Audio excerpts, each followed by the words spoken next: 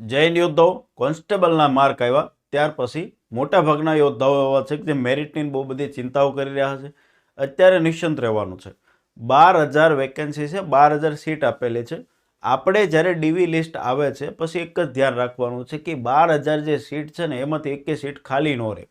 મેરિટની જરાય ચિંતા નથી કરવી. મેરિટમાં 12,000 ઉમેદવાર જે લેવાના છે ને એની માટે આપણે ઓપ્ટઆઉટમાં ખાસ ધ્યાન આપવાનું છે કે જે કોમન ઉમેદવારો છે, જે સીસી ગ્રુપ એમાં લાગ્યા છે, ગ્રુપ બીમાં લાગ્યા છે, ટીચરની અંદર ઘણા જતા રહ્યા છે, એએમસીમાં લાગ્યા છે, આરએમસીમાં લાગ્યા છે.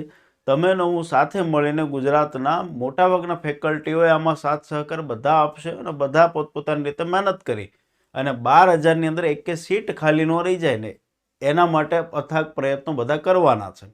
તો તમે નિશ્ચિંત રહો. અત્યારે મેરિટની જરાય ચિંતા નથી કરવાની. અત્યારે ચિંતા કરવાથી કંઈ ફેર નથી પડી જવાનો.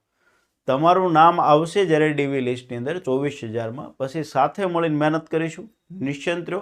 એક પણ સીટ આપણે ખાલી નહીં રહેવા દઈએ. 12,000 જે સીટ જે છે એમાં વેઇટિંગ લિસ્ટ તો છે નહીં, તો આપણે ધ્યાન રાખીશું કે જે કોમન ઉમેદવારો છે ને જેને સીટની જરૂરિયાત નથી એને ઓપ્ટઆઉટ કરાવીશું. પછી સીસીઈમાં જતા રહ્યા તો બી ભલે, આરએમસીમાં, એએમસીમાં એક વ્યક્તિને ગોતીશું, લિસ્ટમાંથી મહેનત કરીશું અને એટલા દિવસની અંદર મહેનત કરીને ઓપ્ટઆઉટ મેક્સિમમ થાય એટલું આપણે કરાવીશું. એ સાથે જે એસઆરપીએફમાં અત્યારે જોબ કરે છે ને એને પાછું એસઆરપીએફ મળે તો એ પણ પોતાની સીટ નહીં જ લે. હથિયારીમાં અત્યારે જે ફરજ બજાવતો ને એને પાછી આ વખતે બિન હથિયારી માટે પરીક્ષા આપી હોય પણ પાછું એમને હથિયારી મળે છે તો એ પણ પોતાની સીટ નહીં લે.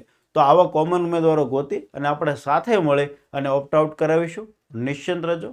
મેક્સિમમ છે એ વિડીયો શેર કરજો આવા ઉમેદવાર સુધી. અને હજી જ્યારે ડીવી લિસ્ટ આવે છે ત્યારે તમે અને હું સાથે મળી મહેનત કરીશું, મેક્સિમમ ઓપ્ટઆઉટ કરાવીશું. જય હિન્દ, જય ભારત.